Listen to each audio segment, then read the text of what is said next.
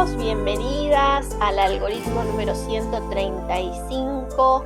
En esta oportunidad, ya iniciando la cuarentena 5 del año, con varias derivaciones en curso, específicamente con 3. Hoy es un día muy especial porque quiero compartir con ustedes y con una persona que me ayudó y me ayuda y nos colabora en la resignificación de la palabra cáncer. Hola, Gra, ¿cómo estás? Bien, ¿y vos? Muy bien, muy Contenta. contenta de que estés aquí. Y yo muy contenta de poder colaborar contigo en esta emisión, porque es muy importante lo que vamos a hablar. Gra, les contamos que Graciela está estudiando en UNLI, está en su segundo año de la carrera de acompañante en psicobiología, es del Uruguay y vive actualmente en Francia. ¿Querés contarnos un poquito cómo es esta resignificación del cáncer? ¿De dónde viene tu proceso? ¿Cómo nace esta conciencia de resignificación, Graciela? Y bueno, mira, cuando uno se encuentra frente a una situación ¿cómo se dice? Una situación con un diagnóstico de cáncer, yo me dije al principio que era importante, no sé por qué, porque fue todo, lo que a mí me pasó fue todo intuitivo. O sea, en el momento que me diagnosticaron mi enfermedad, yo al principio te quedás como que te cae un balde de agua fría, no sabes ni quién sos, ni dónde estás, te tiemblan las piernas, salís de tu casa, pensás en la muerte. Y, y en ese momento pensé que era importante, hoy con la experiencia pienso que es importante de resignificar esa palabra. Y hoy con todo lo que Unli me aportó y con todo tu acompañamiento que comenzamos gracias a ese cáncer justamente, este, me puse a mirar, ¿no? Yo no soy muy, no soy muy, ¿cómo se puede decir? No soy una persona que comprenda mucho los números, pero me puse a mirar que cáncer, cuando hice la suma de cáncer, en la palabra cáncer tenemos la palabra cáncer que está significada con un cangrejo, pero también tenemos la palabra nacer. Y la palabra nacer es revivir, vivir de nuevo, volver a la vida, ¿no? Entonces dije, ¿por qué cuando pensamos en el cáncer tenemos que pensar en que vamos a morirnos, en que no vamos a estar bien y todo eso? Y ahí fue cuando yo me di cuenta y pienso que para todas esas personas que están pasando por estos periodos de enfermedad o de diagnósticos, es importante ya comenzar ese proceso en su cabeza y decir, tengo un cáncer, pero al mismo tiempo voy a nacer, ¿no? Porque es un nacimiento, si vos querés. A mí, mi enfermedad me permitió ya de dar un paso hacia UNDI, ¿no? Porque, bueno, porque había que buscar una forma de hacer que pueda permitir de comprender por qué esta enfermedad vino, por qué esta enfermedad se reprodujo de nuevo, ¿no? Y al principio, en una primera instancia, yo estaba perdida y seguí todos los protocolos médicos, los protocolos que me pusieron, que me dijeron, esto es así, quimioterapia, tac, tac, tac. Y yo dije, yo no quiero morirme, porque en ese momento era mucho más joven, tenía un chico chiquito, y lo primero que hice cuando llegué a casa fue de reunirlos a mi nueva pareja y a mi hijo y decirles, bueno, me pasa esto, tengo esto, voy a tener que seguir un tratamiento en donde va a pasar esto, esto y esto, pero sepan que no me voy a morir, que voy a seguir viviendo, porque voy a luchar para que esto pase así. Y decidí simplemente ser un objeto. O sea, yo fui un objeto en la medicina en donde me dijeron, bueno, tenés que hacer esto, tenés que hacer esto, tenés que hacer esto, vas a seguir una quimio, que era lo que más me producía. Le supliqué al médico que no me la hiciera, pero me dijo que era imposible. Y bueno, y lo que más me dio miedo en ese momento fue de perder mi cabello, porque yo decía que mi cabello era mi feminidad, era importante para mí, Entonces, en ese momento me tuve que posicionar en un punto y decir, bueno, si se me cae, me va a crecer de nuevo, ¿no? Entonces asumí eso de que iba a perder el cabello y le expliqué a mi hijo que era chiquito lo que iba a pasar. Él, todo tierno en su manera de pensar, me decía, pa, mami, vas a estar como Sidney O'Connor, con el pelo todo rapado, como una rockera. Y bueno, y ahí dramatizamos la cosa. Y tuve un compañero extraordinario que estuvo al lado mío desde el principio y que también desdramatizó conmigo, no hay drama, no te pongas esa peluca, porque yo con esa peluca no me sentía yo, era otra persona, tenía un problema de identidad, a un punto que un día fui a prender la chimenea y se me prendió fuego. Y tuve que ir a la peluquería para que la cortaran.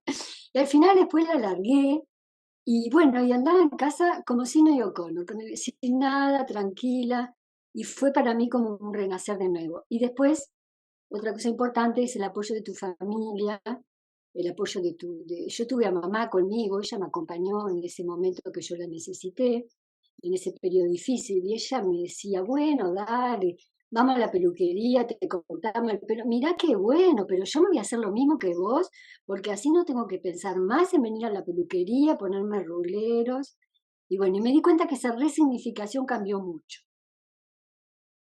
Y bueno, y después pienso para todas estas personas que padecen esta enfermedad que es importante tener buenos pensamientos y pensamientos positivos. O sea que no se puede decir uno, soy una víctima de la naturaleza, lo que me pasa. No, no, no soy una víctima, soy una luchadora y tengo que salir adelante y buscar todo el apoyo necesario de esa familia que, mal o bien, o amigos o familia o lo que sea, que mal o bien están con nosotros y pensar en un renacer, porque no hay que olvidarse, la palabra cáncer tiene la palabra nacer, si le sacamos los números es interesante, les voy a decir, cáncer me da 45, que 45 es el diseño lógico, ¿no? Y en la lupa da 54, 45, son cifras espejos, o sea que es diseño lógico y lógica del diseño.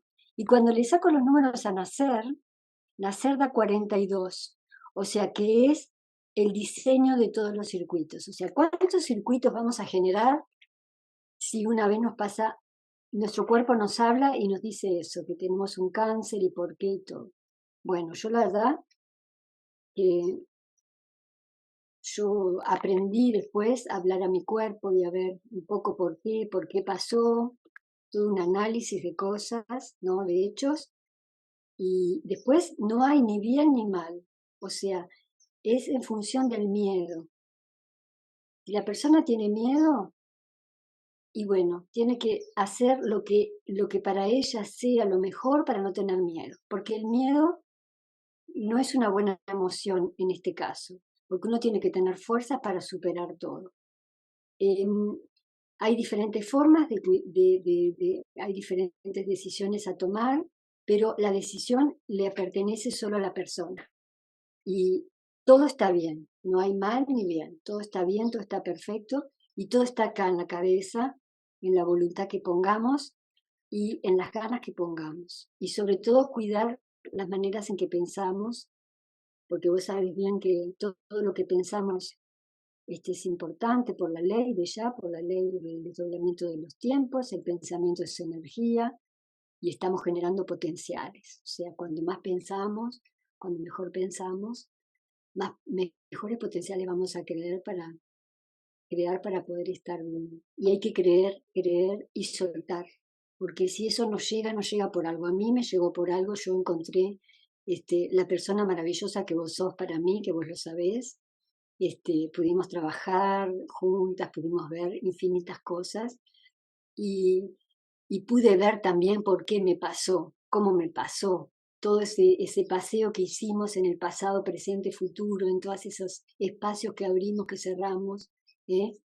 Y bueno, y hoy por hoy estoy en Unli porque, bueno, porque es maravilloso Unli y porque cayó justo en el momento que tenía que caer. Y, y bueno, y este desarrollo es extraordinario para mí. Yo la verdad que en tanto a la humanidad que existe en nuestra universidad libre y a todo lo que uno abre y a toda esa humildad de la gente cuando uno no entiende nada y no, digo, dice, no, no entiendo, no entiendo. La paciencia además que la gente que ustedes tienen o que vos tenés también, Ro. Y bueno, en realidad, bueno, está, hay que ir para adelante y si eso pasa, y si uno, según donde uno esté, donde uno quiere, donde uno quiera, digo, es importante sentirse linda en ese momento, porque sabemos que perdemos una parte, pero recuperamos otra, porque dialogamos con este cuerpo que nos acompaña, y que un día nos va a quitar, como toda la ley de la vida, ¿no? Y, y bueno, y hay que sentirse lindas, hay que maquillarse. Yo me acuerdo que iba a una consultación donde me hacían la radioterapia y siempre estaba bien maquillada, hasta manejaba yo y todo. Y la doctora me decía, pero señora, ¿cómo puede ser? Que usted maneje sola, que usted venga sola y bueno, y usted no está aceptando su enfermedad, me dijo la mujer, ¿no? Es una mujer. Y yo le digo, escúchame, me querían hacer ver un psiquiatra, porque dice que yo estaba muy bien. Entonces yo le dije, mire señora, no hay problema, si usted quiere, yo puedo ir a ver un psiquiatra. Yo soy enfermera en psiquiatría, o sea que sé exactamente lo que le tengo que decir al señor psiquiatra para que me deje tranquila y me deje seguir haciendo mi vida. Si usted quiere que yo venga a cada sesión en taxi, perfecto. Pido un taxi, me siento como Lady Di, fue lo que hice por otro lado, llamaba a un taxi que me venía a buscar, me llevaba, me traía, pero jamás abandoné mi feminidad, porque yo digo, pero esta gente que quiere que uno esté así, tirada, victimizando, ¿no? Me decía. Entonces me dice, ¿usted no acepta? Y yo me acuerdo que me saqué el turbante y le dije, ¿le parece que no acepto? ¿A usted le parece que no acepto? Mírenme un poco. Soy como yo, como usted, yo tengo mis pelos, tengo todo. Y después me dejó tranquila, no me jorobó más. Pero lo que es importante es de guardar eso, guardar esa feminidad y sentirse importante. Yo tuve un compañero fantástico, tuve una familia que a pesar de la distancia me acompañó, como me acompañó muchísimo, y hoy no tengo ningún miedo para nada.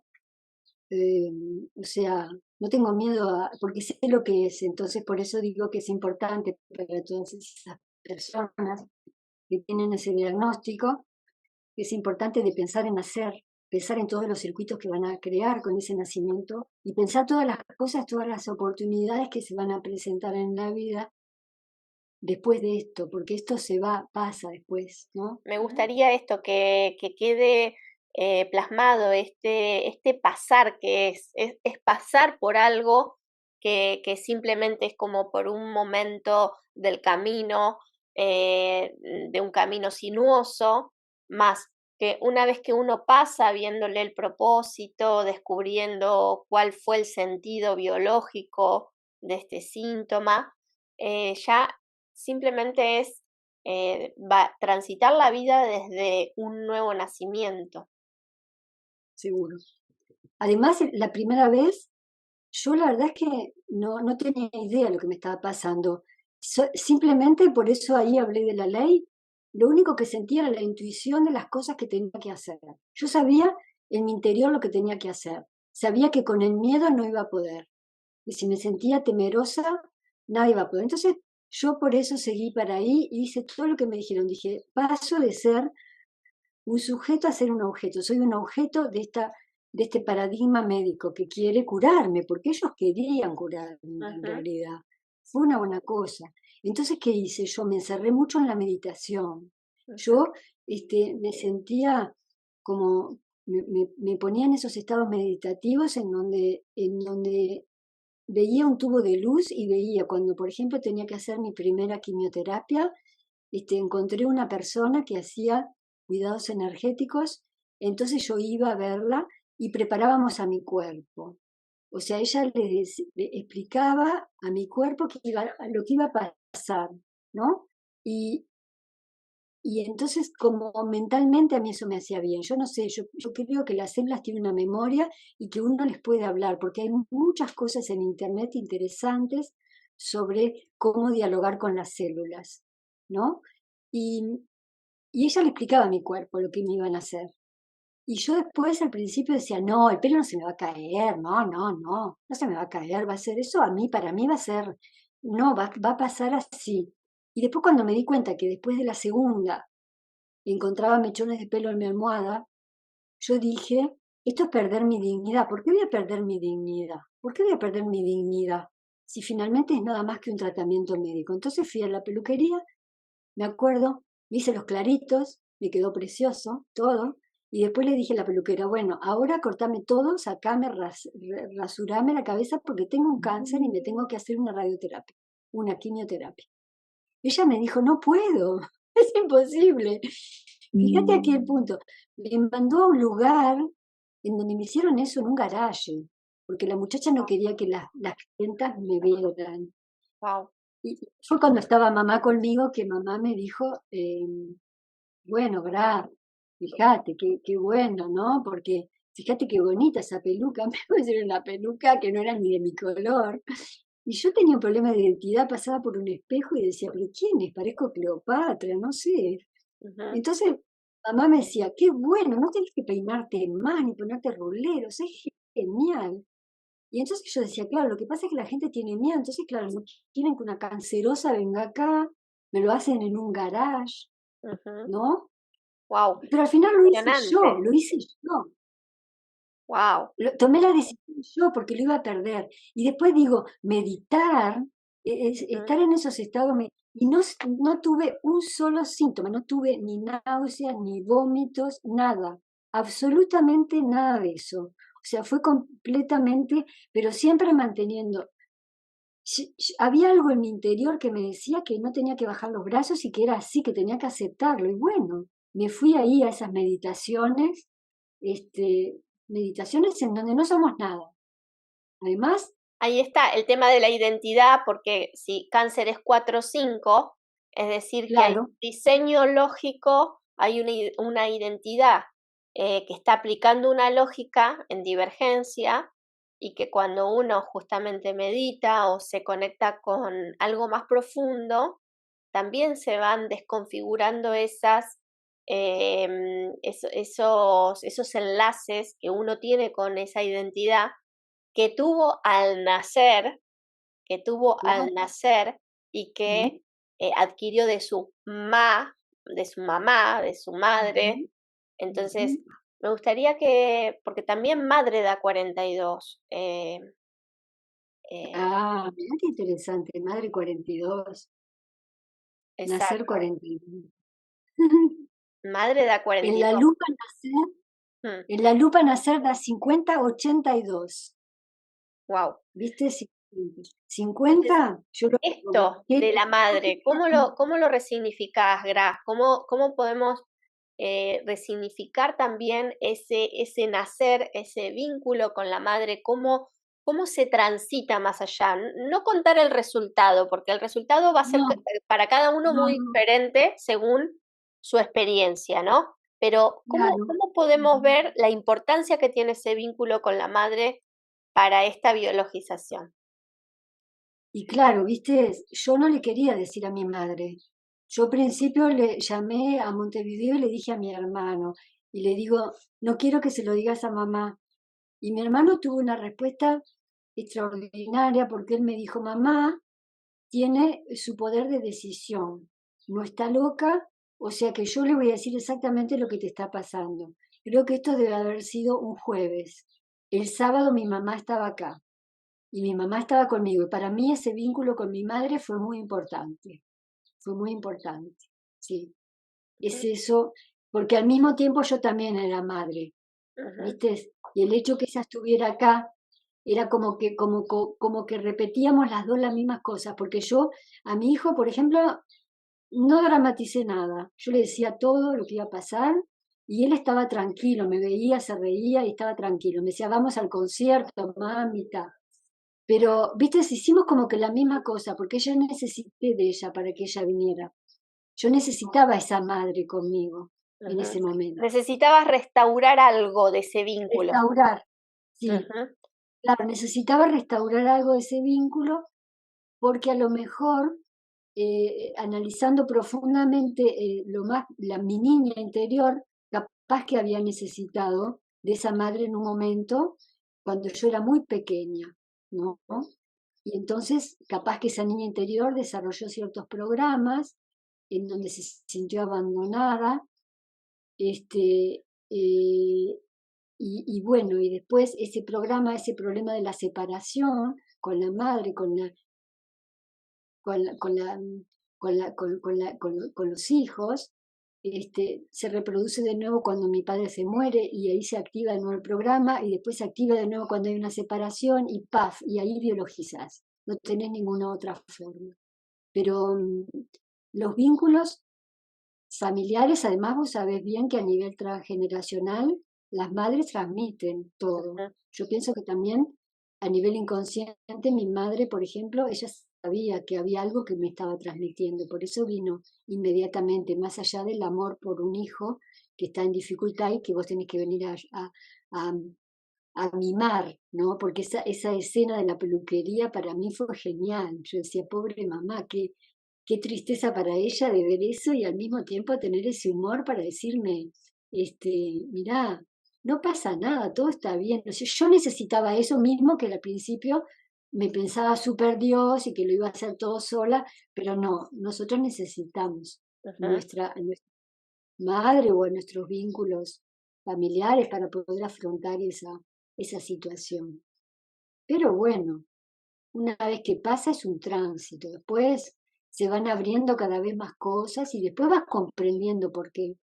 Porque de todas maneras la vida, cuando no lo ves de primera, te lo trae de segunda. ¿Pa' qué Sí, sí, sí. Hay segundas oportunidades. ¿Quién dice Claro. que no hay, que las oportunidades se pierden? No, no, no. Hay nuevas oportunidades de aprender, de observar. Y bueno, y para los que por ahí no saben cuál es nuestra perspectiva de base, son las 5 leyes biológicas. Y esto es un marco teórico. Nosotros no lo usamos como una ciencia para curar, sino como una ciencia para observarnos a nosotros mismos, los programas que tenemos cargados, las creencias y sobre todo hacerle mucho caso a la primera ley biológica, que es la ley férrea del cáncer, que nos dice que para que haya un programa biológico, que es como se le llaman a las enfermedades en Hammer, para que haya un programa biológico tiene que haber vivido la persona un conflicto que lo tomó a traspié, en silencio y en soledad. Y eso es un DHS, pero que cuando nosotros, primero que podemos ver cuál fue ese DHS, ver cuál fue ese primer conflicto que dio origen a este programa biológico, se produce una ampliación de conciencia que, claro, oxigena todas las células del cuerpo, ¿sí? No es lo mismo que decir, bueno, te vas a curar con esto, pero sí vas a oxigenar lo que te cura, entre comillas, con margen de error la palabra curar, es conocer el sentido biológico de ese programa biológico y bueno, y ir haciendo esos circuitos de conciencia que nos permiten también estar en anticipación a nuevos conflictos que nosotros seguimos teniendo, porque seguimos viviendo, así como seguimos respirando, seguimos comiendo, seguimos gastando energía y seguimos creciendo y evolucionando. Y la vida tiene hasta el final de los días actualizaciones para nosotros, pero que esas actualizaciones no sean eh, determinantes en la vida de la persona.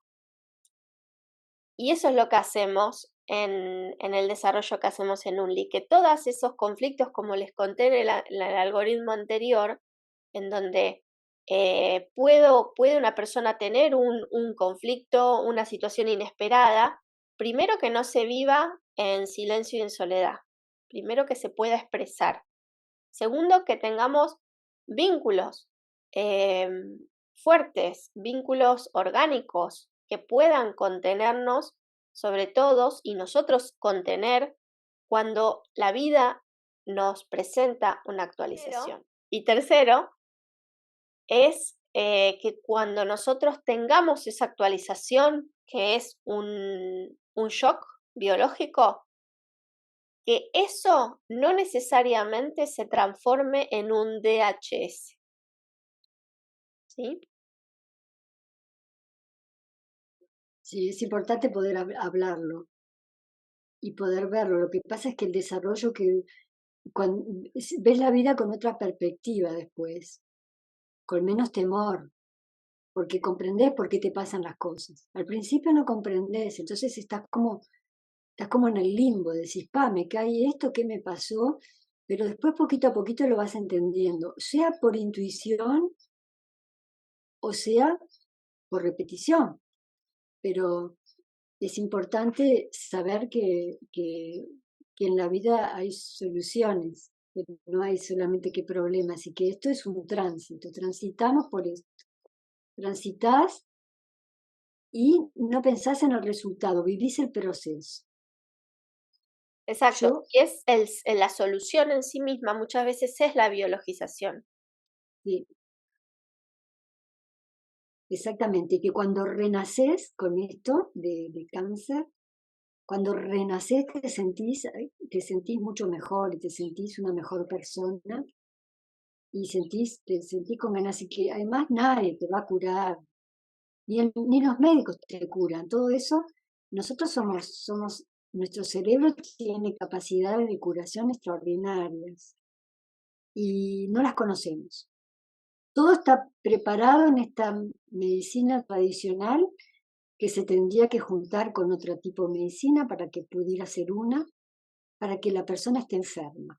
Entonces, te da medicamentos que te producen efectos secundarios y los efectos secundarios, y a veces hay que quedarse ahí y poder dialogar con el cuerpo y ver qué es lo que está pasando, qué es lo que está pasando contigo. Lo mismo cuando tenés que ir porque te duele la cabeza o antes de tomarte una aspirina, yo qué sé, tenés que pensarlo bien, porque si te duele la cabeza es por algo. Y bueno, el cáncer es mucho más grave, ¿no? Porque ya digo, es el lugar donde está la persona.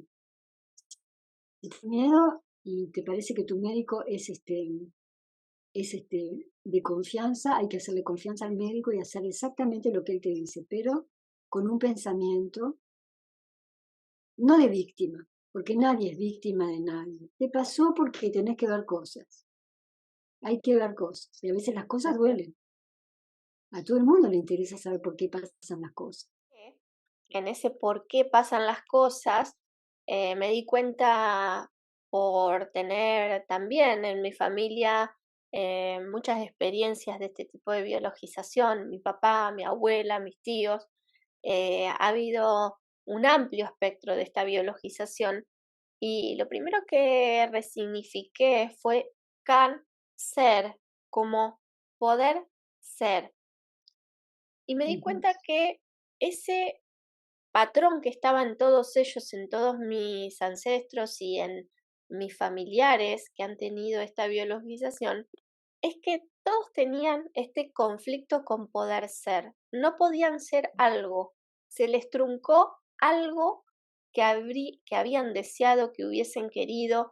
Les pasa la vida, porque a muchas veces, muchas personas, sobre todo de generaciones anteriores, hace unos días hablaba con una prima que me decía, yo la conocí a tu mamá, la conocí a la tía, eran divinas cuando eran jóvenes, tenían unos cuerpos divinos, eran como unas diosas y después es como que no sé qué les pasó. Entonces yo le digo, les pasó la vida. O sea, Claro, te pasa la vida y cuando te pasa la vida que vos no diseñaste, que está en tu inconscientemente, está diseñada inconscientemente, aparece este sentimiento de no poder ser, de no poder ser aquello que quería ser, que quería desarrollarme y que todo ser vivo necesita, es poder ser.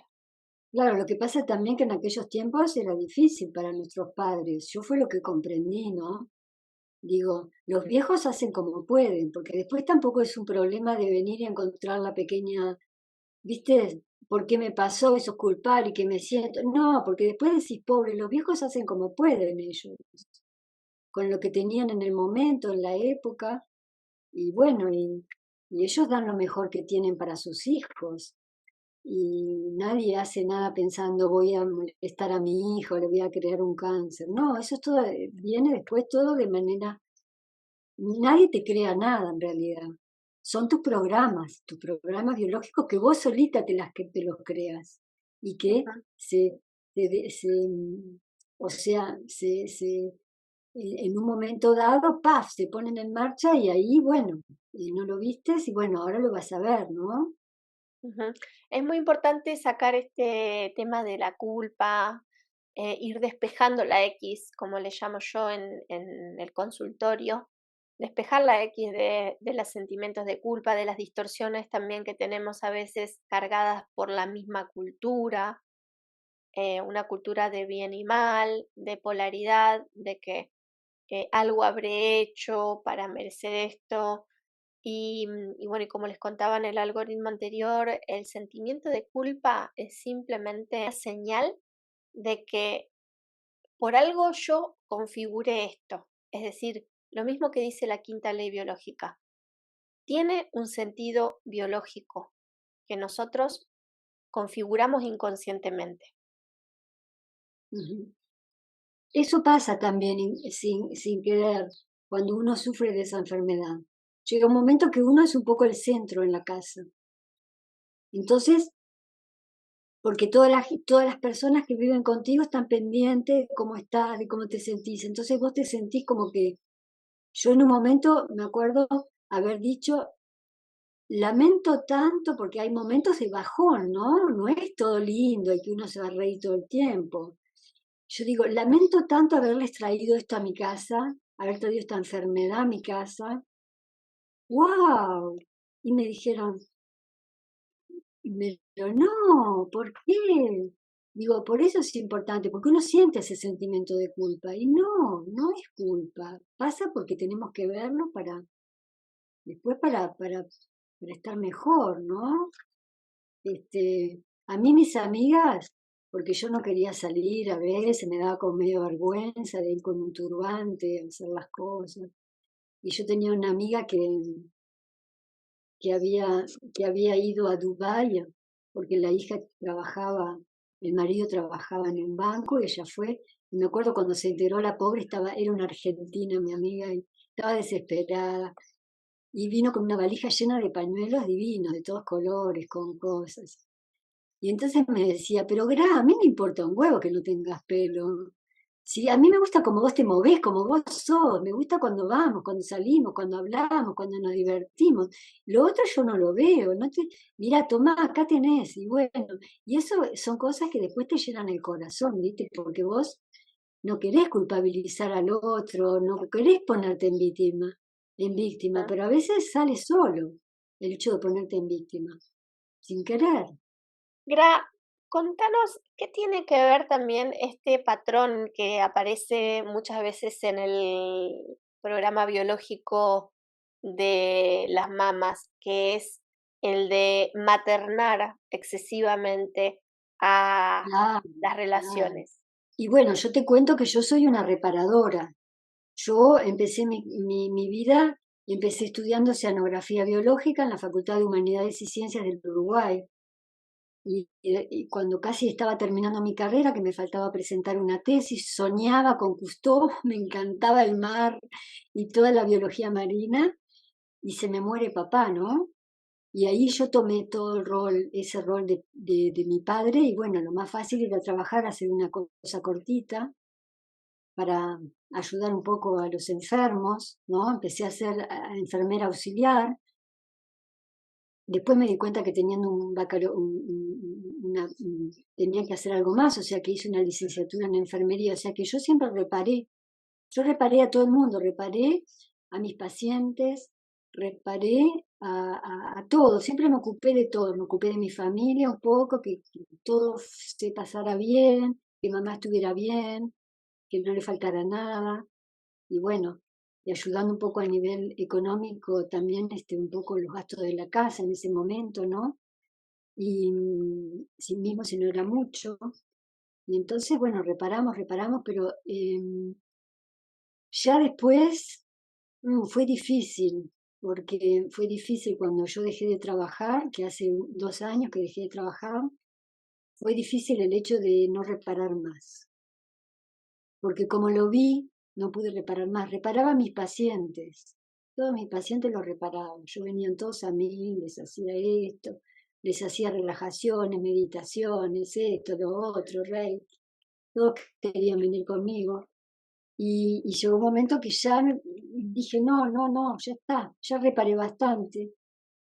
Para eso están las mamas, por eso es que vos estás amamantando todo el tiempo, ¿no? Por eso mismo es que, bueno, a veces encontrás ciertas personas en la vida que necesitan ese amamantar, necesitan que les diga que querés y todo eso, ¿no? Son personas un poco abandónicas que encontrás y que he encontrado mucho, porque te están mostrando tu propio abandono, ¿no? Y bueno, yo ahora estoy en una etapa en donde no quiero ocuparme más de la gente, o sea, no quiero ocuparme más de la gente porque yo pienso que podés acompañar a la gente. Acompañar sí, pero no podés ocuparte ni curar a nadie. Después uno tiene que pensar en sí. Ahí está, ese es el mensaje, es que uno tiene que pensar en sí y a veces dejar caer un poco todas esas amamantar a todo el mundo y no, y bueno, así es la cosa, pero bueno, Ujú. todo cuando llega, después te das cuenta que llega por algo y que yo no cambiaría mi vida, a pesar de todo lo que pasé. Seguiría haciéndola exactamente igual. Vamos a mostrar un poquito el reloj orgánico en tu caso, que recién nos contaste de el fallecimiento de tu papá que se dio en el mes de junio, ¿verdad? Y el 1 de junio se murió, sí. Bien. Entonces, les voy a mostrar el reloj de Graciela para que veamos esto que yo observo mucho en las sesiones, que se repite este patrón orgánico del tiempo, en donde tu fecha de nacimiento es, Gra. 5/12/55. Bien.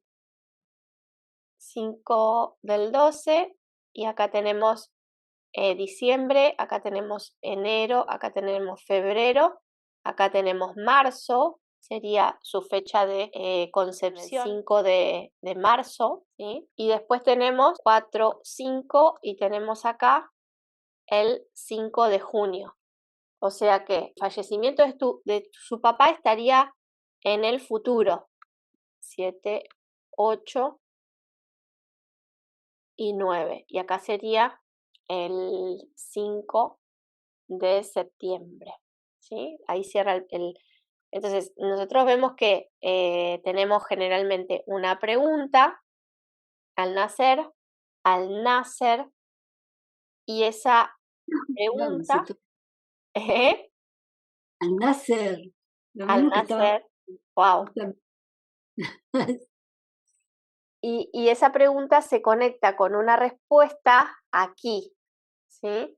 Aquí. Entonces ella tiene el 2 del 6 tiene un momento de vulnerabilidad muy grande que se conecta la pregunta y la respuesta, el nacimiento y la muerte, el nacer y el morir, que a su vez, si no me equivoco, hay otro hay otro 2, puede ser que haya otro 2 de diciembre o 2 de junio en tu árbol, Gra.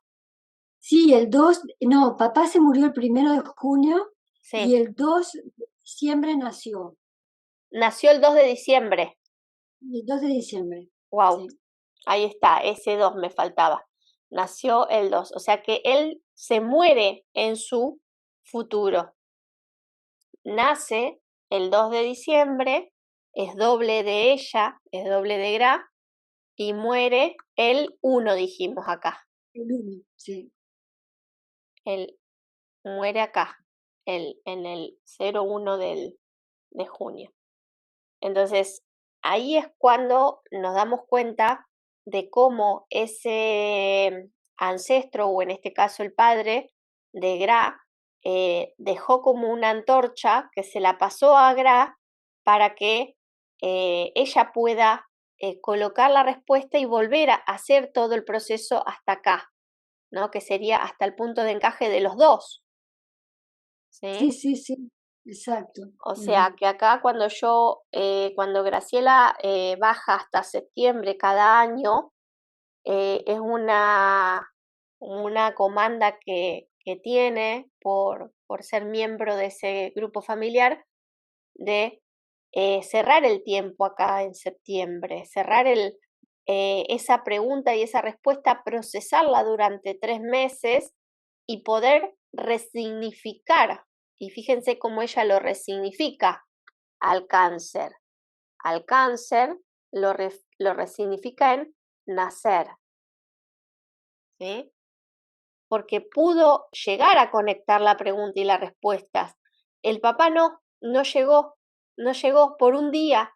O sea, estaba ahí a punto de conectar esa respuesta y bueno, y ahí es donde deja ese legado para que alguien del árbol lo pueda realizar. Sí, obvio, es evidente.